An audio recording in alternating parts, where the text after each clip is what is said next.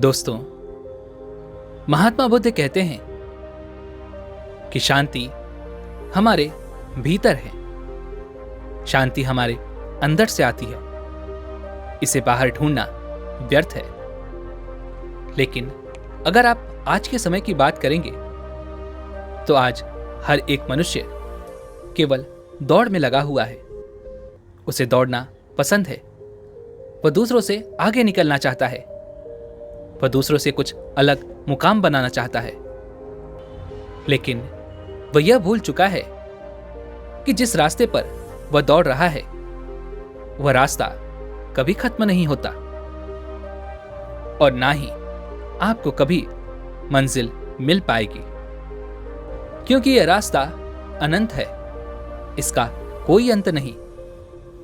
अंतिम समय में भी जब हम अपने आप को देखते हैं तो हम अपने आप को रास्ते पर खड़ा ही पाते हैं जहां से हमने इसकी शुरुआत की थी। हालांकि यह सच जानकर भी लोगों को कोई फर्क नहीं पड़ता। वह तो इस रेस में, इस दौड़ में जीतना चाहते हैं। वह अपने आप को श्रेष्ठ साबित करना चाहते हैं। जब कोई उनसे पूछता है कि तुमने अपने जीवन में क्या हासिल किया, तब हम अपना बखान करने से कभी पीछे नहीं हटते। हम इसका जवाब कुछ इस तरह से देते हैं कि हमने अपने जीवन में यह हासिल किया, मैंने अपने जीवन में वह हासिल किया, मैंने इस मुकाम को पाया है, मैंने इतने वर्षों की तपस्या के बाद इस ओहदे को हासिल किया है। लेकिन इस बात का असली मतलब केवल वही समझा सकता है जिसने यह सब कुछ पाने के चक्कर में अपने समय को गंवा दिया और अभी भी वह इस दौड़ में दौड़ रहा है, क्योंकि उसे अपनी मंजिल अभी तक नहीं मिली। वह इस अनंत रास्ते की आखिरी छोर तक पहुंचना चाहता है। लेकिन जब वह पीछे मुड़कर देखता है तो वह अपने आप को इस रास्ते पर अकेला खड़ा महसूस कर पाता है। और यही हम सबके साथ भी होगा। हम सब भी इससे बच नहीं सकते। लेकिन जो समय से पहले अपने आप को जान पाते हैं, जो अपने आप को समझ पाते हैं, वह इस अनंत यात्रा को पहले ही देख लेते हैं, समझ जाते हैं। वह अपनी हर गलतियों को सुधारने का प्रयास कर पाते हैं।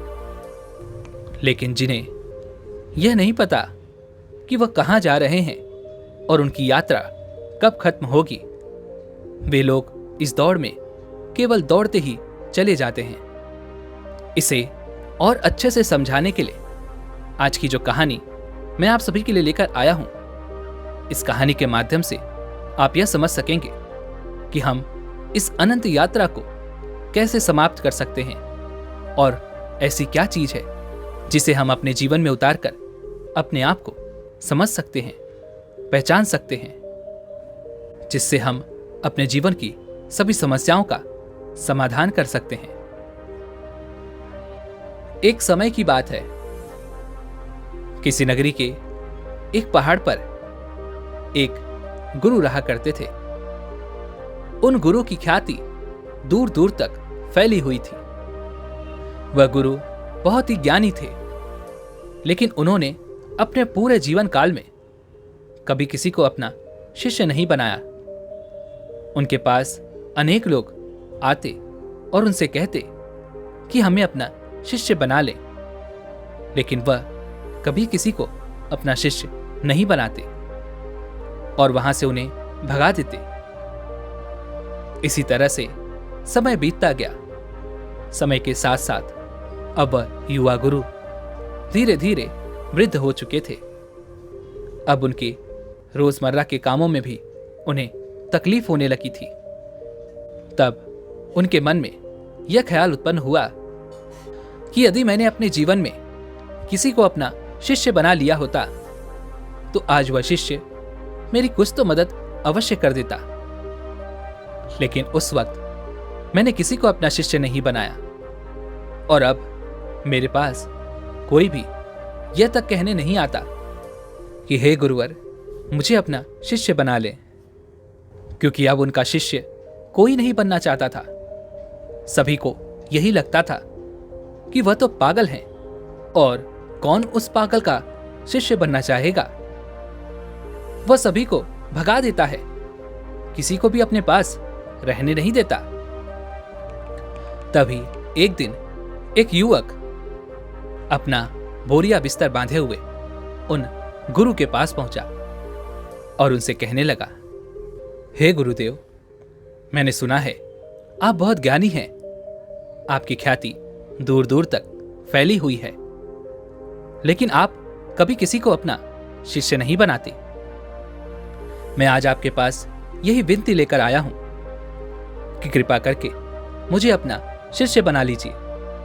आप जो कहेंगे मैं वो करूंगा, लेकिन मुझे केवल आपसे ही ज्ञान प्राप्त करना है। मैंने सुना है आप बहुत ज्ञानी हैं और इसी इच्छा से मैं यहां पर आया हूं कि वह ज्ञान आप मुझे देंगे, मुझे सिखाएंगे। मैं बड़ी आस लेकर आपके पास आया हूं। जब मैं यहां आ रहा था तो हर कोई मुझे यहां आने से मना कर रहा था। हर कोई मुझसे यही कहता था कि उनके पास ना जाओ, वो बहुत पागल हैं, वो किसी को अपना शिष्य नहीं बनाते। यदि तुम उनके पास जाओगे तो वह तुम्हें डांट कर भगा देंगे, लेकिन तुम्हें अपना शिष्य नहीं बनाएंगे। सभी लोग मुझे रोक रहे थे, लेकिन मुझे तो केवल आपका ही शिष्य बनना है। क्या आप मुझे अपना शिष्य बनाएंगे? कृपा करके ना मत कहिएगा। मैं आज आपके पास बड़ी आस लेकर आया हूं। उस युवक के मुख से ये सारी बातें सुनकर वह गुरुवर उस युवक से कहते हैं, हां, आज से तुम मेरे शिष्य हो। मैं तुम्हें अपना शिष्य बनाता हूं और कल से मैं तुम्हें ज्ञान भी अवश्य दूंगा। धीरे धीरे रात्रि का समय हो चुका था और उतने ऊपर उस पहाड़ी पर पानी का कोई स्रोत नहीं था। पानी लेने बहुत दूर जाना पड़ता था और शिष्य को बहुत जोरों की प्यास लग चुकी थी। वह पानी ढूंढने के लिए यहां वहां घूम रहा था, यहां वहां फिर रहा था, लेकिन उसे कहीं भी पानी नहीं मिला। और जब उन गुरुवर ने अपने उस शिष्य को पानी ढूंढता हुआ देखा तो उन्होंने कहा, बेटा, तुम्हें इस पहाड़ पर कहीं पानी नहीं मिलेगा। आज की रात तुम्हें ऐसे ही बितानी पड़ेगी। कल सुबह सुबह हम पानी के लिए निकल पड़ेंगे। उस शिष्य ने अपने उन गुरुवर की बात मान ली। उसने जैसे तैसे अपनी वह रात वहां पर बिताई और अगले दिन सुबह सुबह वह गुरुवर और वह शिष्य पानी लेने के लिए निकल पड़े। वह दोनों एक कुएं के पास पहुंचे। शिष्य को जोरों की प्यास लगी थी। उसने कुएं से झट से पानी निकाला और फटाफट पी गया, क्योंकि उसका गला सूखा हुआ था और उसे प्यास भी बहुत जोरों की लगी थी। यह देखकर उन गुरुवर ने अपने शिष्य से कहा, मूर्ख कहीं का, मुझे भूल गया? तेरे साथ मैं भी तो प्यासा हूं। क्या मुझे पानी की कोई आवश्यकता नहीं? इस पर वह शिष्य अपने गुरु से माफी मांगता है और कहता है, हे गुरुदेव, मुझे क्षमा कीजिए। मुझे बहुत जोरों की प्यास लगी थी, जिस कारण मुझे आपका ध्यान नहीं आया और मैंने पानी निकालकर खुद ही पहले पी लिया। लेकिन रुक जाइए, मैं अभी आपके लिए पानी लेकर आता हूं। इतना कहकर उस शिष्य ने एक बार फिर से कुएं से पानी निकाला और उन गुरुवर को पिलाया। उसके बाद वह शिष्य अपने गुरु से कहता है, हे गुरुवर, आपने कहा था कि आप मुझे कल से ज्ञान देंगे, आप मुझे कल से सिखाएंगे। तभी वह गुरुवर कहते हैं, हां, मैंने कहा था और मुझे याद है। तभी वह गुरुवर अपने उस शिष्य को कहते हैं कि एक बार फिर से इस कुएं से पानी निकालो। शिष्य ने गुरु की आज्ञा मानी और उसने एक बार कुएं से फिर पानी निकाला। यह देख वह गुरुवर अपने उस शिष्य से कहते हैं, बंते, अब तो मुझे यह बताओ कि यह पानी और वह पानी जो तुमने पिया था, इन दोनों में क्या फर्क है? इन दोनों में क्या अंतर है? शिष्य ने अपने गुरुवर की बात बड़ी ध्यानपूर्वक सुनी और उसके बाद अपने हाथ में लिया हुआ वह पानी वह उसे घूर घूर कर देखने लगा, लेकिन उसे कुछ समझ नहीं आ रहा था। उसने कहा, हे गुरुवर, यह पानी और वह पानी, इन दोनों में क्या फर्क है? इसे बताने के लिए तो मुझे वह दोनों पानी एक साथ रखना होगा, लेकिन मैं तो वह पानी पी चुका हूं। अब मैं भला आपको इन दोनों के बीच का अंतर कैसे बता सकता हूं? कहीं आप मुझे मूर्ख तो नहीं बना रहे?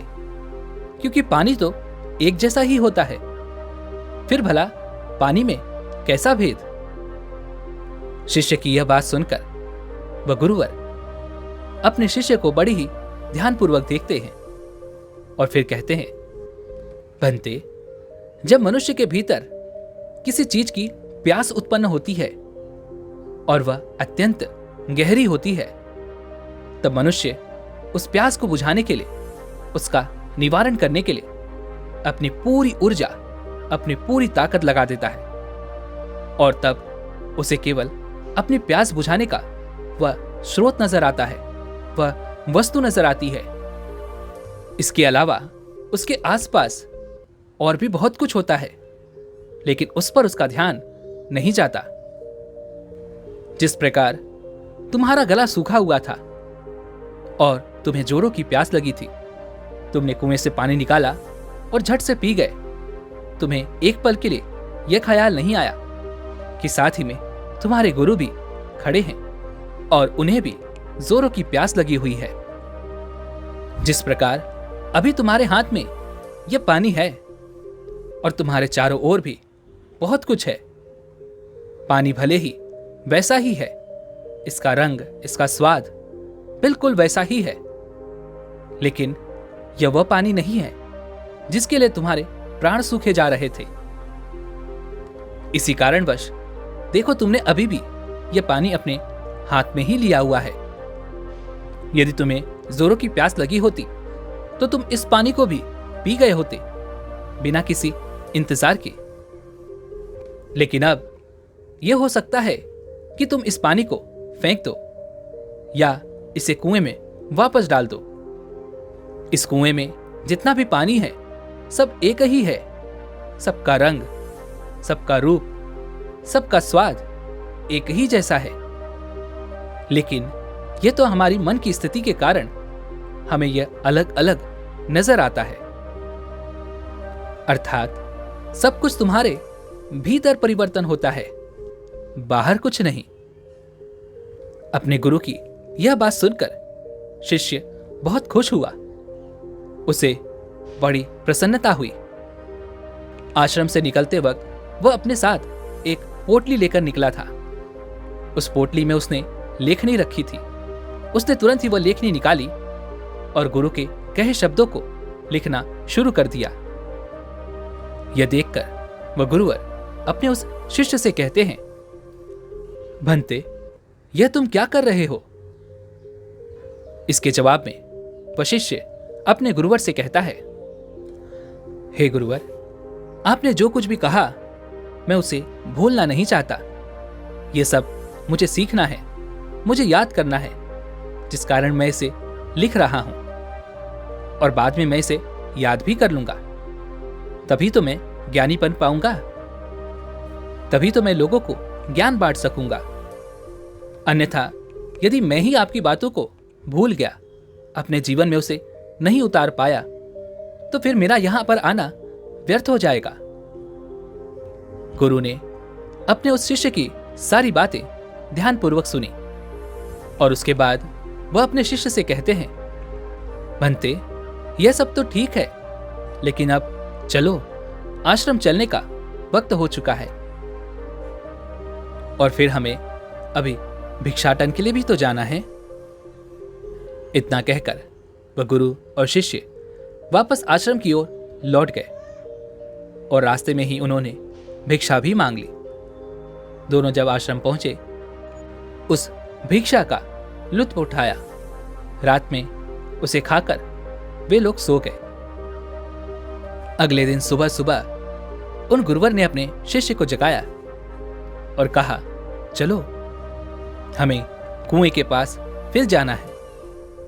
इतना कहकर वह शिष्य और वह गुरुवर उस कुएं की ओर निकल पड़ते हैं। कुछ देर बाद जब वह कुएं के पास पहुंचते हैं तो गुरुवर अपने शिष्य से कहते हैं कि पानी निकालो। वह शिष्य अपने गुरुवर की आज्ञा का पालन करते हुए उस कुएं से थोड़ा पानी निकालता है। तभी वह गुरुवर अपने उस शिष्य से कहते हैं, भंते, कल जो तुमने पानी पिया था और आज जो तुमने पानी निकाला है, इन दोनों में क्या फर्क है? क्या तुम मुझे बता सकते हो? इस पर वह शिष्य तुरंत ही अपनी उस पोटली को निकालता है जिसमें उसने वह सारी बातें लिखी होती हैं। जब गुरु ने उसे वह सारी बातें बताई थी कि जब मनुष्य को किसी चीज की प्यास उत्पन्न होती है तो वह उसे मिटाने की हर मुमकिन कोशिश करता है और उसके आसपास बहुत कुछ होता है, लेकिन वह उसे देख नहीं पाता। वह यह पढ़ ही रहा था कि तभी उन गुरुवर ने अपने उस शिष्य से कहा, मूर्ख, क्या कर रहे हो? वह शिष्य कहता है, हे गुरुवर, जैसा कि आपने मुझे बताया था, मैं उसी ज्ञान को दोहरा रहा था और आपको आपके सवाल का जवाब देने का प्रयास कर रहा था। तभी वह गुरुवर अपने उस शिष्य से कहते हैं, मूर्ख, इस पानी को सूंघो, इस पानी में से दुर्गंध आ रही है। शिष्य ने अपनी गुरु की आज्ञा मानी। उसने तुरंत ही उस पानी को सूंघा। उसमें से सचमुच बदबू आ रही थी, मानो वह पानी सड़ चुका हो। तभी वह गुरुवर कुएं की ओर आगे बढ़ते हैं और कुएं में झांक कर देखते हैं तो उसके अंदर एक जीव मरा पड़ा था। जैसे तैसे उन गुरुवर ने और उस शिष्य ने मिलकर उस जीव को कुएं से बाहर निकाला और उस जानवर की ओर इशारा करते हुए वह गुरुवर अपने शिष्य से कहते हैं, बंते, क्या तुम इसे देख पा रहे हो? इस पर वह शिष्य कहता है, हाँ गुरुवर, मैं इसे देख पा रहा हूं। तभी वह गुरुवर कहते हैं, बंते, इस पृथ्वी पर जिसने भी जन्म लिया है उसकी मृत्यु निश्चित है। वह एक न एक दिन मृत्यु को अवश्य प्राप्त होता है। जब एक मनुष्य जन्म लेता है तो उसका जीवन संपूर्ण होता है और मृत्यु शून्य होती है। लेकिन धीरे धीरे जैसे जैसे समय बीतता जाता है, एक एक दिन ढलते जाते हैं, जीवन घटने लगता है और मृत्यु संपूर्ण होती जाती है। किसी की भी मृत्यु यूं ही अचानक नहीं हो जाती। जब कोई भी प्राणी जन्म लेता है तो उसके जन्म से ही यह प्रक्रिया शुरू हो जाती है और अंततः हमारी यात्रा जन्म से मृत्यु तक अपना सफर तय ही कर लेती है। हाँ, यहां पर यह जरूर होता है कि किसी के लिए यह प्रक्रिया अति तीव्र होती है और किसी के लिए यह प्रक्रिया धीमी होती है, लेकिन यह प्रक्रिया सभी के लिए काम करती है और सभी को एक न एक दिन जन्म से लेकर मृत्यु तक का यह सफर तय करना ही पड़ता है। शिष्य ने एक बार फिर से अपनी लेखनी निकाली और गुरु की इन सभी बातों को लिखना शुरू कर दिया। तभी वह गुरुवर क्रोधित होते हुए अपने उस शिष्य से कहते हैं, चलो कुएं की ओर चलो। ये देखकर वह शिष्य घबरा जाता है और अपने उन गुरुवर से कहता है, हे गुरुवर, मैं तो अभी जवान हूं और मैं अभी मृत्यु को प्राप्त नहीं होना चाहता।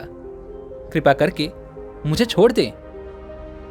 तभी वह गुरुवर अपने उस शिष्य से कहते हैं, बेवकूफ, मैं तुम्हें कुएं में ढकेलने नहीं जा रहा। मैं तो यह कह रहा हूं कि कुएं के चारों ओर एक दीवार खड़ी कर देते हैं, जिससे और कोई इस कुएं में ना गिरे, जिससे किसी और को व्यर्थ ही अपनी जान ना गंवानी पड़े। दोनों ने बड़ी ही मुश्किल के साथ कुछ लकड़ियां इकट्ठा की और कुएं के चारों ओर एक दीवार बना दी, जिससे अब उस कुएं के अंदर कोई नहीं गिर सकता था। इतनी मेहनत करने के बाद वह गुरुवर और वह शिष्य वापस आश्रम लौट आए। धीरे धीरे ऐसे ही कई दिन बीत गए। वह शिष्य अब उन गुरुवर के साथ अपना अधिकांश समय बिताता था, उनका सारा काम करता था। एक दिन उसने देखा कि उसके गुरुवर बहुत प्रसन्न हैं। तभी वह उन गुरुवर के पास पहुंचा और अपने उन गुरुवर से कहता है, हे गुरुवर, आज आप बहुत प्रसन्न दिख रहे हैं। क्या मैं आज आपसे कुछ पूछ सकता हूं? तभी वह गुरुवर अपने उस शिष्य से कहते हैं, हां अवश्य। तभी वह शिष्य कहता है, हे गुरुदेव, आप मुझे कोई ऐसा ज्ञान दीजिए जो सबसे बड़ा हो, जिसके आगे मुझे कोई और ज्ञान अर्जित करने की कोई आवश्यकता ना पड़े। वैसे भी दिन ब दिन आप वृद्ध होते जा रहे हैं और आपकी मृत्यु कब आ जाएगी यह मैं नहीं जानता। इसलिए आप मुझे वह ज्ञान दे दीजिए, तभी तो मैं आपके ज्ञान को लोगों तक फैला सकूंगा। तभी तो लोग आपके बारे में जान सकेंगे। वह अपनी लेखनी लेकर बैठ गया, इस इंतजार में कि गुरुदेव उसे कुछ बताएंगे, कोई ऐसा ज्ञान जो बहुत बड़ा है। लेकिन उन गुरुवर ने अपने उस शिष्य से कुछ नहीं कहा, बस वह चुपचाप बैठ गए। वह काफी देर तक यूं ही मौन रहे और उसके बाद वहां से उठकर चले गए। वह शिष्य चुपचाप यह सब देख रहा था और जब वह गुरुवर वहां से उठकर चले गए तो उसने लेखनी से लिखा, सबसे बड़ा ज्ञान मौन। अगले दिन फिर उसने उन गुरुवर से यही सवाल किया और अब की बार भी उन गुरुवर ने उसे कोई जवाब नहीं दिया। वह काफी देर तक मौन रहे और फिर वहां से उठकर चले गए। ऐसा करते करते कई दिन बीत गए। दिन से सप्ताह, सप्ताह से महीने और लगभग 1 वर्षों के बाद भी उसे केवल एक ही जवाब मिला था, सबसे बड़ा ज्ञान मौन। इसके अलावा उसने लेखनी से और कुछ नहीं लिखा था, क्योंकि वह गुरुवर जब भी इस सवाल को सुनते तो वह मौन हो जाते और अपने उस शिष्य से कुछ ना कहते, जिस कारण वह शिष्य भी हर रोज अपनी लेखनी से केवल एक ही बात लिखता था, सबसे बड़ा ज्ञान मौन। लेकिन अब उसके सब्र का बांध टूटा जा रहा था। एक दिन रात को उसे नींद नहीं आ रही थी। वह यहां वहां करवटें बदल रहा था। चांदनी रात थी। वह आश्रम से बाहर निकला और बाहर बैठकर यह सोचने लगा कि आखिर गुरुदेव मुझे वह सबसे बड़ा ज्ञान क्यों नहीं दे रहे? क्या वह मुझे देना नहीं चाहते, या मैं अभी इस लायक नहीं हूं कि उस ज्ञान को समझ सकूं? इस प्रकार उसके मन में हजारों सवाल चल रहे थे, हजारों तरह के विचार उत्पन्न हो रहे थे। तभी अचानक उसे एक पक्षी की आवाज सुनाई पड़ी। उसका पूरा ध्यान उस पक्षी की आवाज पर चला गया और तब उसने महसूस किया कि चारों ओर हवाएं चल रही थी। पत्तों की सरसराहने की आवाज, ठंडी हवाएं चलने की आवाज, चारों तरफ सन्नाटा छाया हुआ था। यह सब वह महसूस कर पा रहा था। उसने उस सन्नाटे की आवाज को ध्यान से महसूस किया, अपनी आंखें बंद की और बड़े ध्यान से ही आवाजों को सुनने लगा। उसका मन बिल्कुल शांत हो गया और अब तक पहली बार उसने अपने मन को इतना शांत महसूस किया था। पहली बार वह आनंदित महसूस कर रहा था। वह यह भूल चुका था कि उसे बड़े ज्ञान के बारे में अभी तक उन गुरुवर ने कुछ नहीं बताया। तभी उसने सोचा कि जो आज अनुभव मैंने प्राप्त किया है, इसे मैं अपने गुरुवर को अवश्य बताऊंगा। जिस कारण वह उस अनुभव को लिखने के लिए अपनी लेखनी निकालता है, तभी वह देखता है कि उसने अपने किताब के सारे पन्नों पर केवल एक ही बात लिखी है, सबसे बड़ा ज्ञान मौन। तभी उसे यह भी एहसास हो गया कि वह गुरुवर तो उसे सबसे बड़ा ज्ञान दे रहे थे, लेकिन वही उसे समझ नहीं पा रहा था। सबसे बड़ा ज्ञान तो यही है, लेकिन जो उसने अनुभव किया था, उस अनुभव को वह फिर से महसूस करना चाहता था, जिस कारण वो पूरी रात नहीं सोया और फिर से जाकर वहीं पर बैठ गया और रात भर उन्हीं आवाजों का अनुभव करता रहा, शांति को महसूस करता रहा। सुबह हो गई थी। वह सुबह सुबह उठकर अपने गुरुवर के पास आया। उस शिष्य के गुरु ध्यान में लीन थे।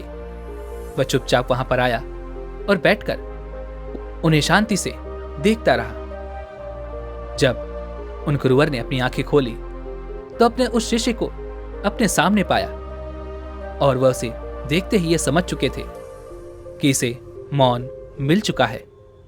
इसने शांति का एहसास कर लिया है। गुरु ने अपने शिष्य से कहा, भंते, मौन कोई ज्ञान नहीं है। मौन ज्ञान का आधार है और यह हमें वह दिखाने में सक्षम है जिसे हम अपनी आंखों से नहीं देख पाते।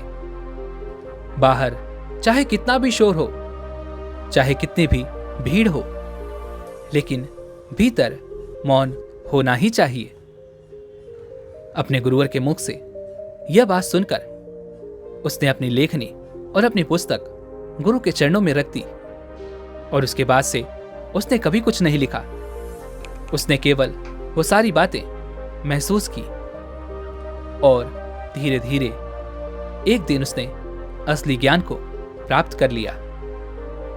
दोस्तों, हम भी अपने जीवन में जन्म से लेकर अपने अंतिम समय तक कुछ न कुछ इकट्ठा करने में लगे रहते हैं। जितना कर सकते हैं उतना तो करते ही हैं, लेकिन उसके बावजूद भी हम और अधिक पाना चाहते हैं। हम और अधिक इकट्ठा करना चाहते हैं, जिससे हमारे मन में हमेशा एक अशांति रहती है, जिससे हमारा मन हमेशा विचलित होता रहता है और हम कभी भी एक लक्ष्य की ओर आगे नहीं बढ़ पाते। लेकिन इसके बावजूद भी हम कभी भी अपने आप को एक पल के लिए शांत नहीं होने देना चाहते। एक काम से दूसरा काम, दूसरे से तीसरा, तीसरे से चौथा, इसी प्रकार हम अपना पूरा जीवन यूं ही गंवा देते हैं, लेकिन हम कभी भी एक पल के लिए मौन नहीं करते। इसी कारणवश हम जीवन भर केवल भागते रहते हैं, लेकिन अपने भीतर की उस शांति का अनुभव कभी नहीं कर पाते, जिस कारण हम सब कुछ प्राप्त करके भी कुछ नहीं प्राप्त कर पाते। हमारा जीवन पूरी तरह से व्यर्थ हो जाता है। इसलिए दोस्तों, अगर आप भी अपने जीवन में भागते भागते थक चुके हैं, तो एक पल के लिए मौन धारण करें, क्योंकि वह आपको वह ऊर्जा प्रदान करेगा जिससे आप अपने जीवन में एक सही दिशा प्राप्त कर सकेंगे। अपने भीतर झांकने का प्रयास करें। हम में से अधिकांश लोग मौन का व्रत तो अवश्य रखते होंगे, लेकिन केवल यह ऊपरी तौर पर होता है और भीतर की ओर हमारा मन बिल्कुल अशांत रहता है। हमें किसी चीज में चैन नहीं मिलता। हम केवल यहां वहां भागते रहना चाहते हैं, कुछ न कुछ इकट्ठा करना चाहते हैं, जिससे हमें कभी भी शांति नहीं मिल पाती और हम यूं ही इस जीवन के भाग दौड़ में लगे रह जाते हैं। अब आप में से कई लोग यह कहेंगे कि मौन कैसे प्राप्त करें, कैसे हम अपने भीतर की ओर झांकें, कैसे हम अपने मन को शांत करें। तो इसका एक बहुत ही सीधा और सरल उपाय है ध्यान। अपने विचारों को, अपने आप को ध्यान से देखें। आप दिन भर क्या कर रहे हैं, आप कहां पर कितना समय दे रहे हैं। जब आप किसी चीज को होते हुए देख रहे हैं तो आपके मन में किस प्रकार के विचार उत्पन्न हो रहे हैं। तब आप यह भी समझ पाएंगे कि आप कितनी व्यर्थ की बातें सोचते हैं जिनका वर्तमान से कोई संबंध नहीं है। और एक बात आप यह भी बहुत अच्छे से जानते होंगे कि आपसे बेहतर आपको कोई और नहीं जान सकता, इसलिए आपसे बेहतर आपका और कोई परिवर्तन नहीं कर सकता। आप जैसा चाहें वैसा अपने आप को बना सकते हैं, इसलिए कोशिश करें। निरंतर कोशिश करते रहने पर आप मौन को भी अवश्य पा लेंगे और अपने जीवन को एक सही दिशा और दशा देने में सक्षम हो पाएंगे। दोस्तों, उम्मीद है कि आपने आज की इस वीडियो से जरूर कुछ न कुछ सीखा होगा। तो इस वीडियो को लाइक और अपने दोस्तों के साथ शेयर करना ना भूलें और हमें ऐसे ही सपोर्ट करने के लिए चैनल को सब्सक्राइब और घंटी बटन को भी जरूर दबा दें। चलिए मिलते हैं इस एक और वीडियो में, तब तक के लिए अपना ख्याल रखें। धन्यवाद।